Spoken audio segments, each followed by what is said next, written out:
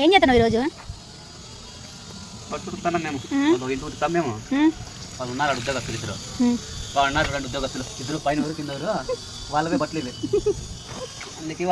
మనం ఆడున్నా మన వృత్తిని మర్చిపోకూడదు కదా, అందుకని బట్టలు పిండుకోవాలా.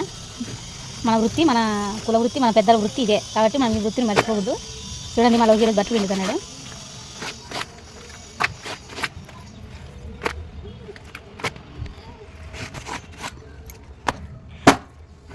మామూలుగా పెద్దల కాలంలో పాట పాడతారు కదా, అట్లా కొట్టుకుంటా. ఏం పాట చెప్పు? అయ్యా అయ్యా అని కదా, చెట్లలో కానీ ఏడుండే మన కుల వృత్తిని మర్చిపోకూడదు ఫ్రెండ్స్, అందుకని బాగా బట్టలు పిండుతాము. వీడియోస్ కోసమే లోకి బట్టలు పిండేది, అది మీకు తెలియదు కదా. ఇంటి దగ్గర ఉన్నప్పుడు ఇట్లా బట్టలు పిండేసి ఇస్తాడు, అంటే భార్యకు సహాయం చేసి ఇస్తాడు, ఇంకంతే.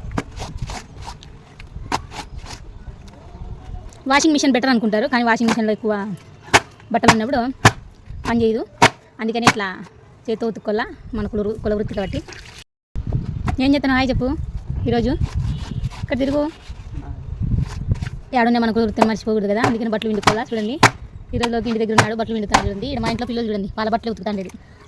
ఎడమకు పిల్లలు చూడు.